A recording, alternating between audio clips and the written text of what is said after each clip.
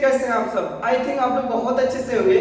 हमने आपको सिखाया था मोशन इन अ प्लेन, इसी को हम लोग बोलते थे प्रोजेक्टाइल मोशन, जिसमें मैंने आपको सिखाया था टाइम ऑफ फ्लाइट का फार्मूला क्या होता है, मैक्सिमम हाइट का फार्मूला क्या होता है, हॉरिजॉन्टल रेंज का फार्मूला क्या होता है। ऐसे डिफरेंट टॉपिक मैंने आपको सिखाया था बेटा।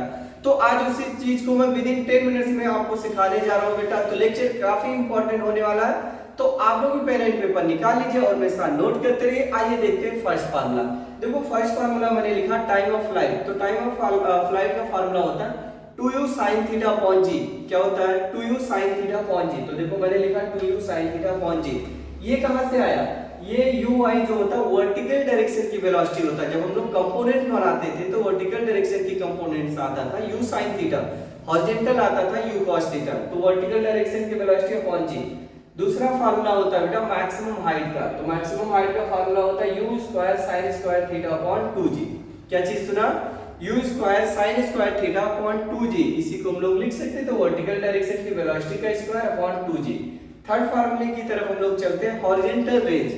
हॉरिजॉन्टल रेंज का फार्मूला होता है u square sin 2 theta upon g, या इसी को हम लोग लिखते हैं 2u square sin theta cos theta upon g, क्योंकि sin 2 थीटा की वैल्यू होता है 2 sin theta into cos theta. Okay, तो देखो इनको हम रीअरेंज करेंगे, यानी वर्टिकल डायरेक्शन और हॉरिजॉन्टल डायरेक्शन की वेलोसिटी के फॉर्म में। तो ये आता है 2 टाइम्स वर्टिकल हॉरिजॉन्टल डायरेक्शन की वेलोसिटी इनटू वर्टिकल डायरेक्शन की velocity upon g। Very importance होता है जब वेक्टर फॉर्म में आपको गिवन होता है सारी चीजें।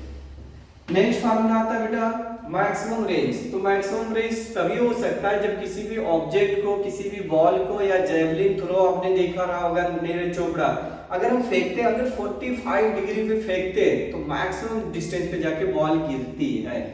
तो जब भी मैक्सिमम रेंज आएगा तो आपके माइंड में चलना चाहिए कि जो एंगल है मुझे 45 डिग्री पे फेंकना है। ओके, नेक्स्ट फार्मूला हमने लिखा if t1 and t2 are the time of flight for the same range. अगर कोई बॉल है, हम फेंकते हैं, एक ही जगह पे जाकर के गिरती दोनों बार, बट टाइम डिफरेंट लेती है।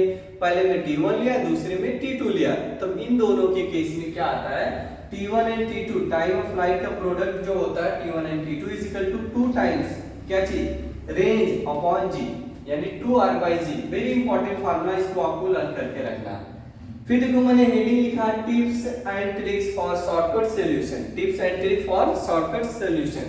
तो देखो ये वेरी इंपॉर्टेंट है, आपको इसका इंपॉर्टेंट बाद में समझ में आएगा। देखो पहला फार्मूला मैंने लिखा if vectors a and b are perpendicular. तो जब भी वर्ड में क्वेश्चन में बोलता है कि टू वेक्टर्स आर परपेंडिकुलर और परपेंडिकुलर गिवन है, तो देन क्या लिखेंगे sum of a vector plus b vector का mod is equal to a minus b vector. Right, उनका मॉड इक्वल दिखा दीजिए। यहाँ से एंगल अगर पूछेगा इनके बीच का एंगल क्या होगा तो आपको निकल जाएगा। और आपके एमसीक्यू में देखिए बहुत बार क्वेश्चन पूछा कि एंगल बता दीजिए।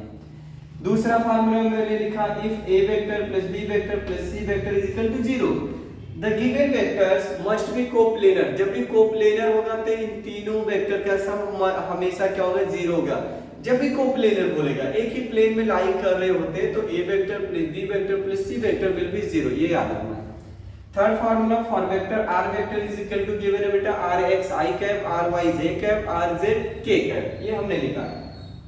If alpha beta and gamma are the angle made by r from x axis y axis and z axis, then तो देखो डायरेक्शन कोसाइन, cos अल्फा को हम लोग बोलते हैं डायरेक्शन कोसाइन। तो cos alpha is equal to होगा बेटा rx upon r, cos beta हो जाएगा ry upon r and cos gamma हो जाएगा rz अपॉन r। r मतलब magnitude, numerical value, under root rx का स्क्वायर ry का स्क्वायर rz का स्क्वायर, तो वो मुझे r मिल जाएगा। तो इसको बोलते हैं डायरेक्शन कोसाइन।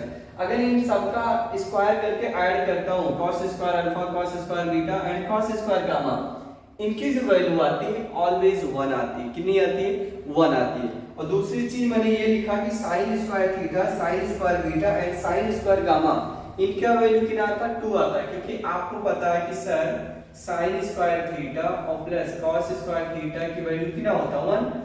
तो आइडेंटिटी जब लगाओगे बेटा cos स्क्वायर थीटा की जगह पे लिख सकते हो 1 माइनस sin स्क्वायर थीटा। तो इस आइडेंटिटी का यूज करोगे तो cos से sin में जब कन्वर्ट करोगे तो इनकी वैल्यू 2 आ जाएगी। ये चीज याद रखना।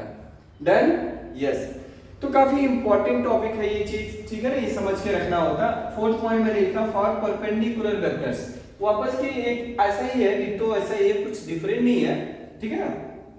तो बहुत सारे क्वेश्चन ऐसे आते हैं, if two vectors are perpendicular, तो उसमें अननोन लिख देते हैं, जैसे ए अननोन लिख दिया, कहीं पी को अननोन डाल दिया, तो पी की वैल्यू निकालिए। तो क्या करना है, इनका डॉट प्रोडक्ट हमेशा 0 दिखाना है। कभी भी बोलेगा कि for perpendicular two vectors are perpendicular, तो परपेंडिकुलर रहेंगे तो ए डॉट बी इनको क्या दिखाना, आपको 0 दिखा देना, ठीक है ना।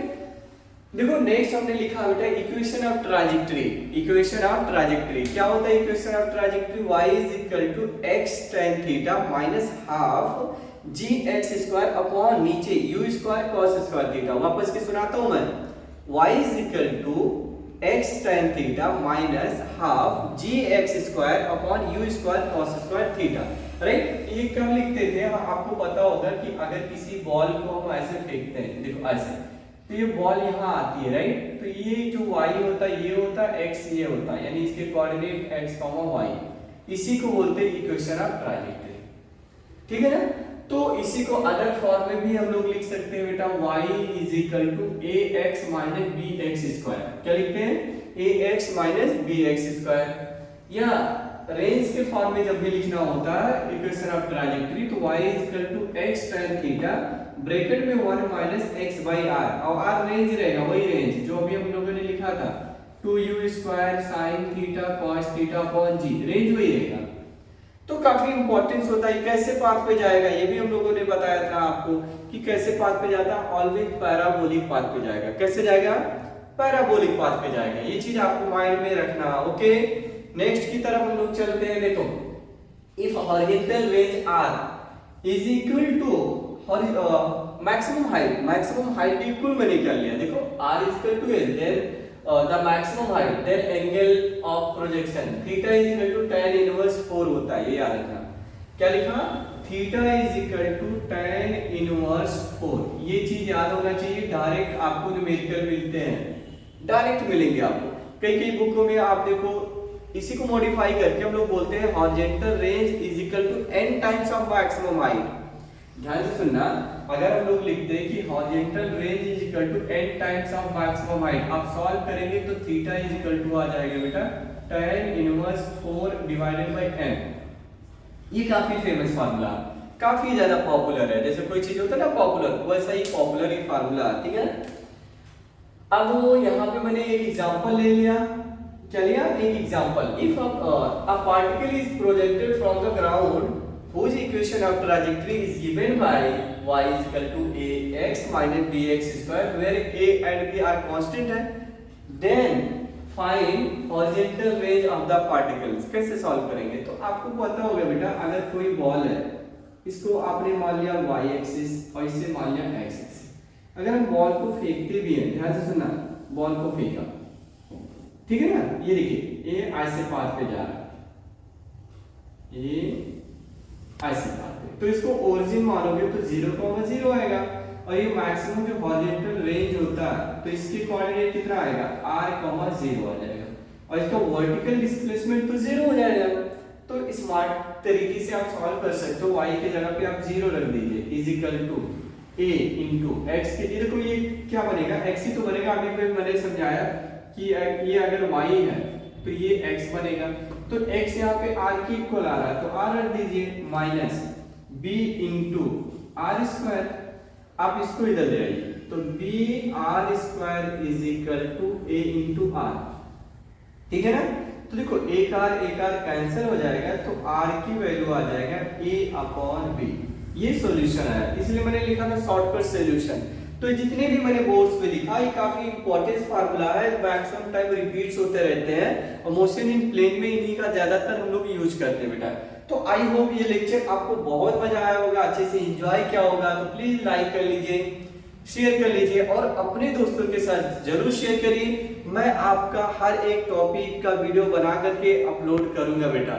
यहाँ हम लोगों ने 12th का भी पोर्शन स्टार्ट कर लिया, 12th का एक सीरीज से लेके हम लोग जा रहे हैं, जितने भी बच्चे 12th में हैं उनके साथ भी शेयर करते रहिए। तो चलिए मिलते हैं, बाय बाय, टेक केयर, जय हिंद।